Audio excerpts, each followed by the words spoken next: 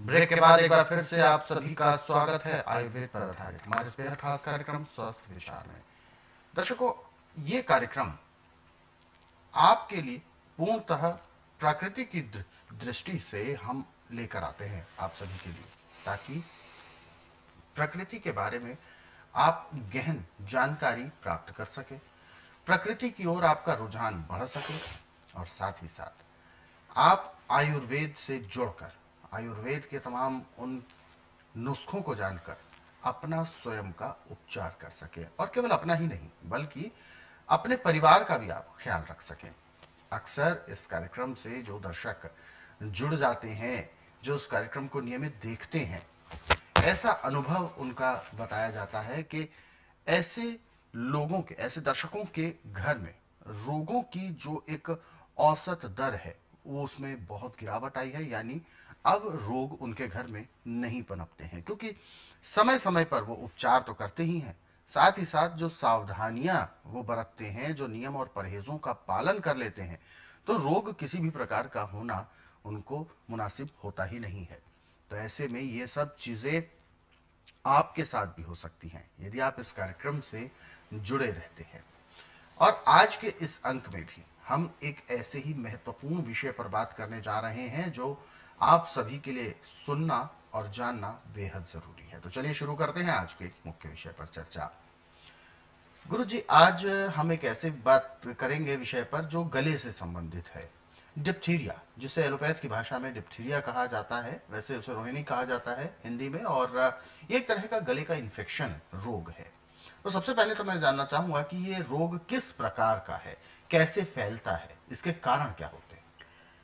देखिए, गले में टॉन्सिल का रोग है। अच्छा। जब टॉन्सिल किसी के पक जाए, यानी बढ़ जाए? बढ़ जाए में पस पड़ जाती है। अच्छा। तो रोगी का सांस लेना मुश्किल हो जाता है और कुछ भी खाया पिया नहीं जाता। और जो नवजात बच्चे होते हैं इनको रोग ज्यादा सताता है। हमारे घर में अंडे सभी को पसंद है, जो चीज पसंद नहीं वो है अंडे की स्मेल।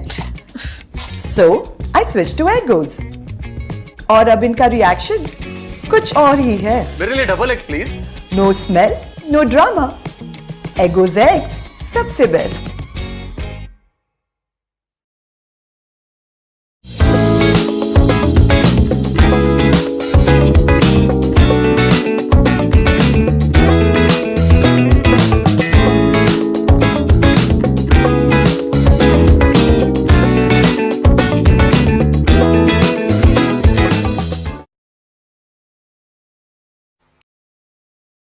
सबके लिए है। नींबू के रस में हल्का गर्म पानी मिला के और शहद मिला के बच्चा तो एक एक चम्मच 2-2 घंटे बाद दें।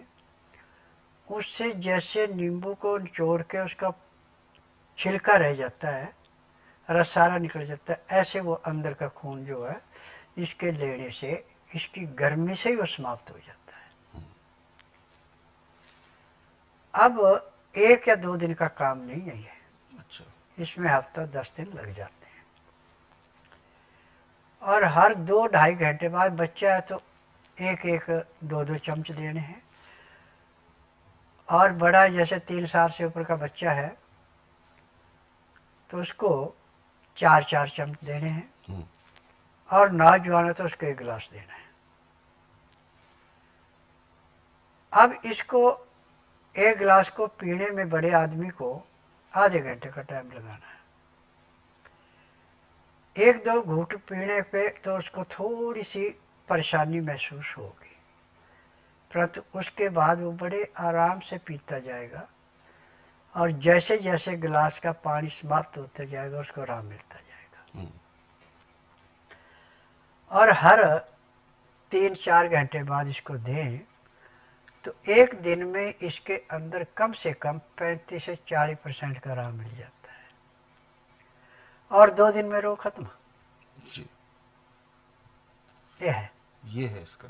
लेकिन इसमें फिर खान पान क्या ध्यान रखना? देखिए, खान पान में इसमें जो अन्न खाता है उसको गेहूं बिल्कुल नहीं देनी, इसमें भुना हुआ चना छिलके वाला जो है, काला चना, एक पीला होता है, काला होता है, काला चना चाहिए इसमें। उसको रात को पानी में भिगो दे, 20 ग्राम से ज़्यादा नहीं होनी चाहिए। और सुबह उसमें बड़ी बदबू पड़ी होगी, उसको उस पानी से निकाल के पानी फेंक देना, दूसरे पानी से अच्छी तरह धो के फिर इसको ऐसे पीसना जैसे बेसन होता है। अच्छा।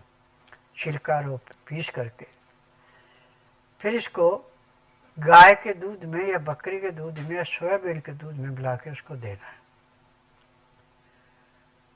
अब सुबह का नाश्ता इसका हो गया। अब दोपहर को जब खाना है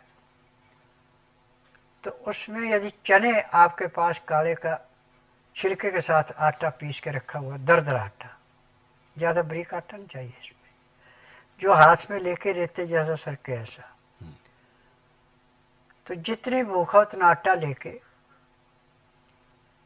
उस आटे को सख्त गूंद के खुले पानी के अंदर रख दे।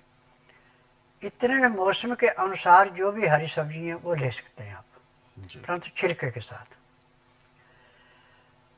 उनको जो पकाना है सब्जी को आपने, वो मिट्टी का बर्तन हो तो सोने पे सुहागन है, पीतल का कलईदार या तांबे का कलईदार या फिर स्टील का ले ले। अमोनिया के बर्तन में कोई चीज नहीं पकानी खानी, ये ध्यान रखना। अब जब आपकी जो दाल सब्जी बना रहे उसमें काला नमक या सिंधा नमक, हल्दी मिला के उबालना है उसको। जब वो पक जाए तो नीचे उतार ले। उतारने के बाद उसमें खाने लगे तब सौंठ, जीरा, अजवाइन, दालचीनी, सौंफ, बड़ी इलायची और जायफल, ये सारी चीजें कूट के पीस के पाउडर बना के किसी भी शीशे के बर्तन में रखना, किसी प्लास्टिक में नहीं रखना, बस इतना ध्यान रखना। चुटकी भर उसको डाल दो। और लहसुन, प्याज, अदरक को पीस के चटनी बना के चाहे पानी में घोल दे, चाहे उसका रस निकाल के पानी में डाले, उसको सब्जी मिला के खा ले। अब जो आपने पानी में रखा था चने का आटा सख्त गूंद के, वो मुलायम हो गया। अब इसकी रोटी आपने ऐसे बनानी जैसे बाजरे की रोटी होती है। और रोटी जब अच्छी तरह पक जाए तो उसको थाली में डाल के दाल सब्जी जो है उसको डाल दे, 10 मिनट तक उसको भीगने दे उसमें। उसके बाद उसको मसले वो आपको सूप जैसी पीने को होगी, खाने को ग्राह्य नहीं होगी। अच्छा। तो सूप जैसी भी पीने में 2-3 घूंट, 4 घूंट सूप के पिए, फिर 2 घूंट पानी पिया। ऐसे पानी पीने में उसके खाने में 1 घंटे का समय लगाएं।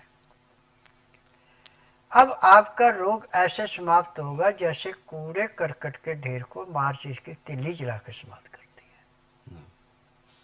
ये है इसके विशेषता। हाँ। तो दर्शकों, हमें इस बात का भी ध्यान रखना है कि यदि हम अपने खान पान को ध्यान रखेंगे, उसका अच्छे से पोषण तत्वों का हम भरपूर सेवन करेंगे, तो हमें रोग होगा ही नहीं। हमारे शरीर में ऊर्जा भी बनी रहेगी और जिस वजह से हमारा जो मस्तिष्क है वो विकसित होता है और इसकी वजह से हम अपने हर प्रकार के कार्यों को तीव्रता से कर पाते हैं, क्योंकि शरीर और दिमाग दोनों हमारा साथ दे रहे होते हैं। और इसीलिए कहा जाता है कि निरोगी काया ही सर्वश्रेष्ठ धन है एक मनुष्य के लिए। यदि हमारा शरीर स्वस्थ नहीं होगा तो ऐसे में हमें आश्रित रहना होता है अपने परिवार वालों पर। तो वो स्थिति किसी के साथ ना आए। हर एक व्यक्ति आत्मनिर्भर बने, हर एक व्यक्ति अपने लिए स्वयं अपनी देखभाल कर सके और खास तौर पर खुद ऐसी जिम्मेदारी उठा सके ताकि वो और लोगों को ठीक कर सके। तो ये सबसे बड़ी बात है कि मनुष्य का जो एक कर्तव्य है उसका तभी आप सही से पालन कर पाएंगे जब आप स्वयं स्वस्थ होंगे। यही हमारे इस कार्यक्रम का मूल उद्देश्य भी है। हालांकि इस कार्यक्रम में रोजाना कई विषयों पर चर्चा होती है और अलग अलग विषयों को लेकर उनके बारे में विस्तार से आपको समझाया भी जाता है, उनके उपचार भी बताए जाते हैं। हालांकि इन सभी रोगों के बारे में आप पढ़ना चाहते हैं, समझना चाहते हैं, विभिन्न प्रकार के उपचारों को प्राप्त करना चाहते हैं, तो आप स्वस्थ विचार पुस्तकें अपने घर पर अवश्य मंगवाएं। ये पुस्तकें हर एक परिवार में होना अति आवश्यक है, क्योंकि यदि पुस्तकें घर में होती हैं और इनका अध्ययन रोजाना 5 से 10 मिनट भी आप करते हैं रोज, तो ये समझें कि एक वैद्य 24 घंटे आपके साथ आपके घर में उपलब्ध है। पुस्तकें मंगवाने के लिए आपको हेल्पलाइन नंबर्स पर कॉल करना होगा। कॉल करने का समय है सुबह 10 बजे से लेकर शाम 5 बजे के बीच। और जैसा कि दर्शकों, गुरुजी हमेशा अपने कथन में कहते हैं कि फिलहाल तो रोग से, जो रोग की शुरुआत होती है, उससे बचने के लिए एक उपचार आपको इस कार्यक्रम में बताए जाते हैं। और यदि जिस रोगी को बहुत ज्यादा रोग बढ़ चुका है, तो ऐसे में वह रोगी अपने रोग को यदि ठीक करना चाहता है, तो स्वस्थ विचार आश्रम आकर अपना रोग का उपचार करा सकते हैं। स्वस्थ विचार आश्रम आने से पहले कुछ नियम है जिनका पालन करना आपके लिए बहुत जरूरी है। वो सारे नियम आप हेल्पलाइन नंबर पर कॉल करके जान सकते हैं। नंबर आपकी टीवी स्क्रीन पर है।